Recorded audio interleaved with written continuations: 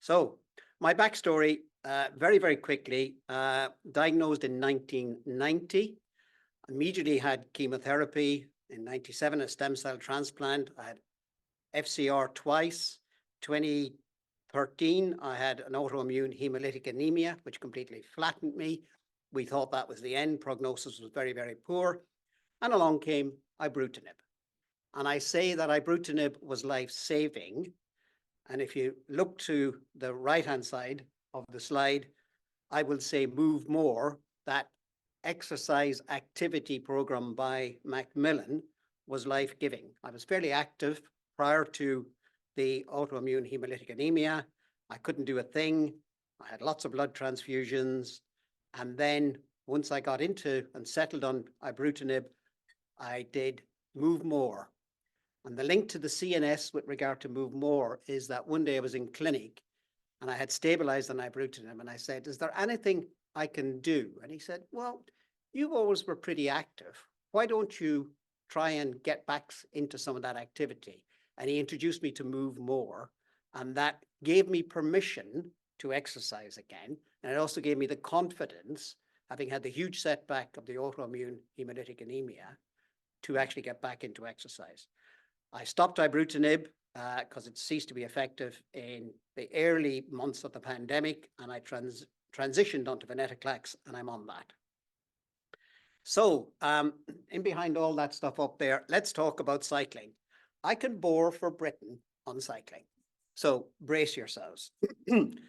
So I started to do some exercise, got back on my bike, and the picture on the left-hand side is an event called ETAP Caledonia around Perthshire, and it's 85 miles. And I built up to it.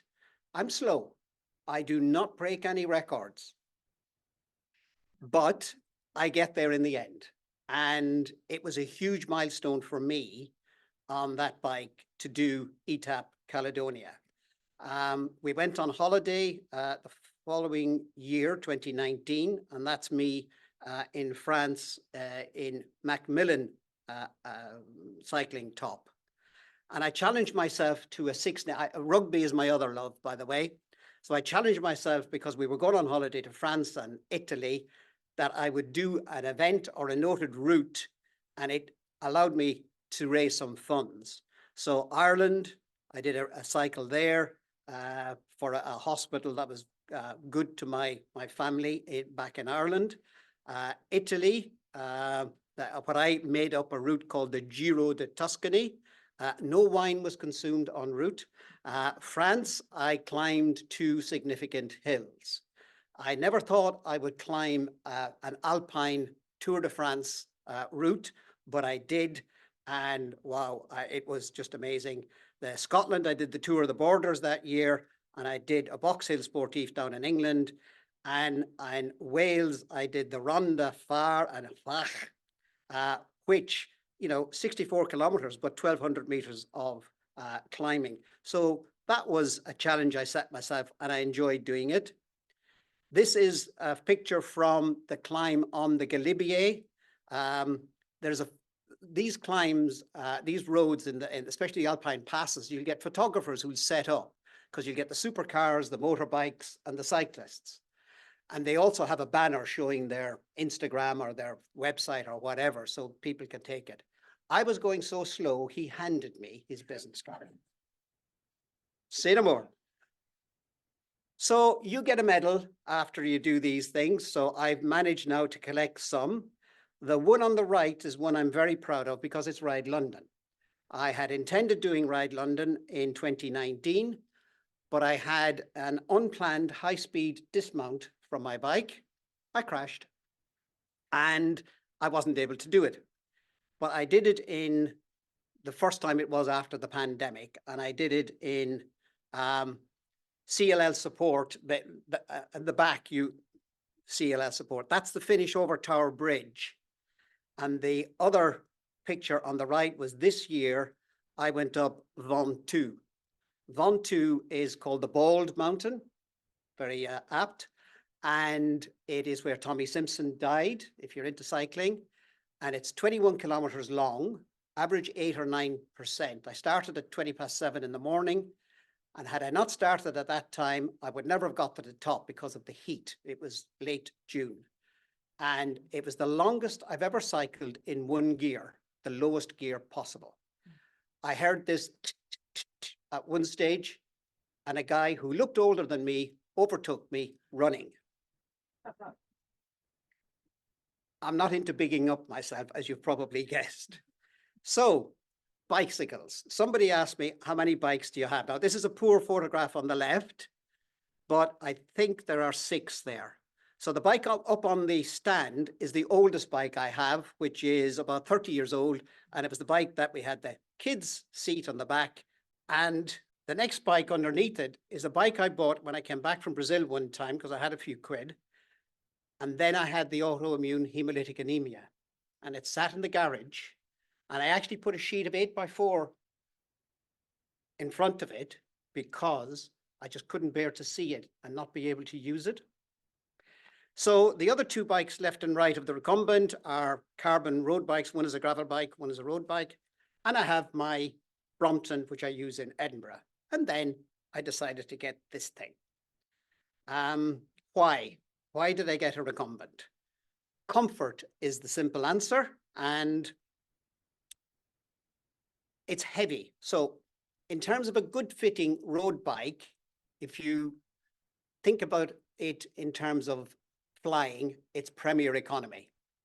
This is business class because of the comfort. However, a good road bike is a Cheltenham Gold Cup winner, suitable because this is the week of Cheltenham. This is a Clydesdale. It's heavy and it great downhill with the wind behind you. But it is very, very comfortable. You don't have the bum that feels like it swallowed a blacksmith's anvil at times. You don't have a crunched up shoulders. Your neck doesn't hurt. One of the side effects of venetoclax I found was neuropathy, and you could feel it on your hands. So you're always constantly moving your hands around the handlebars. This is, even though it's under seat steering and your feet are out in front of you, you've got a great view. You can't see behind you, which is why I have a mirror. But other than that, it is great. And funnily enough, drivers on the roads, because I cycle on the roads a lot up in Scotland. I'm from Aberdeenshire. I live in Aberdeenshire. And they seem to just give you a wider berth. Maybe they think I'm disabled. Anyway, I'm fine. So how do you go about planning a cycle? I saw this somewhere, so I adopted it. It's the 3P. So you plan, you pack, and you pedal. So the planning talks about the logistics of it, route choice, and all of that, and I'll talk about that in a minute, and the training. Big difference between this type of bike and this and an upright bike is a completely different muscle group. I didn't realize it until I really sat on it. Your core, your quads, your adductors, your inner calves. And I haven't got on my upright bike since I've got this because I just want to keep training on it. You decide what you're going to pack and what goes on the bike. So everything I bring will go on the bike and what I want on me. And then the pedal side is route choice, rest days. I've 2 rest days built in, and I'm hoping to do it in 20. This is why the 20 jog is my, I won't say trademark, it's my logo, which Debbie Yates, our trustee who's behind the Zoom call, designed for me, inspired to use the cog behind it. And rendezvous with David. We hope somewhere around Lancaster, we think, according to the way our schedules are going at the moment. So my route, the map shows you the Google Maps route, which I won't be following. I will average, I'm hoping, 50 to 60 miles a day. I'm self-supported insofar as there's nobody coming behind me with a car or a motorhome or anything like that. I'm totally self-funded, so all of the costs to do this, I'm paying for. So any donations we get go directly into the charity. I'll overnight in B&Bs, guest houses, all that type of thing. I've already booked the first couple of nights. But after that, I'll book them a couple of days ahead as I go on. So in terms of the route, like David said, there isn't any prescribed route. There's lots of routes. But I did buy this book and I talked to the author, Royston Wood, who lives in Ivybridge, and he's been really, really helpful. And so there's this level of detail on the right, and this is from Taunton all the way up to Clevedon. And on Saturday, I'll cycle some of that around the Somerset levels, just to test my navigation. I did some cycling on the way down in Kidderminster along the canal. As a test of navigation, it doesn't work. You either keep the canal on your left or your right. But I discovered unsurfaced canal paths are challenging on a bicycle in terms of slippiness. So the book, this is a Google Maps and an image from the book, the a part of one day cycle. So what I have done in the dark winter hours in Scotland in the night times is I've done a split screen, and on the right-hand side below it, you see an almost identical map on Google Maps. What you see the image on the left, believe me, it is. You need to be really looking at it carefully. But above that, I have the street view. So I can see what kind of terrain I'm going to be. And sometimes you're watching Street View and it's actually a pathway, and they've done a walk where they have the camera on their back. So that shows me what it was like when the Google Maps camera went there. But it gives fascinating information as far as I know when I get up near a place called Invershin, which is north of Tain, that I'll have to take this small path to the right on the picture on the left. And then on the other side, to get over what they call the Kyle of Sutherland River, I'm going to have to get over the river using that footbridge. So I'm going to have to carry the bike. So that's just amazing, the information you can get from Google Maps. So let's see how this works.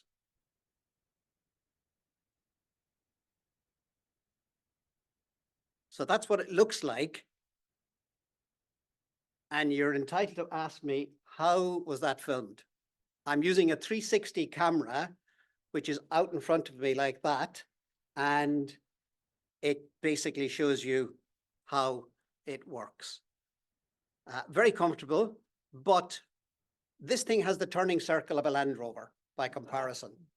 So when it comes to being on a cycle path and you come up to, let's say, pedestrian crossings or traffic light crossings, inevitably as a cyclist, if you're not on the main road, you've got to navigate all sorts of road furniture.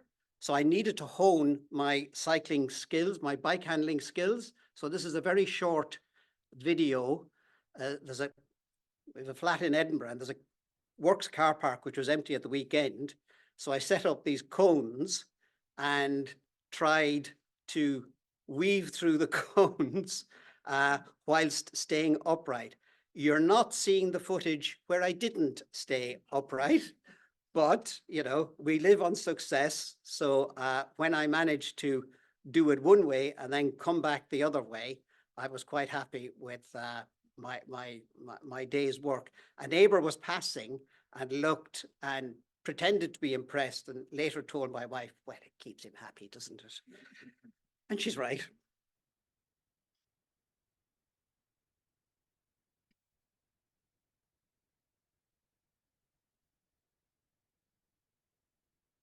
So training in winter in Scotland can be challenging.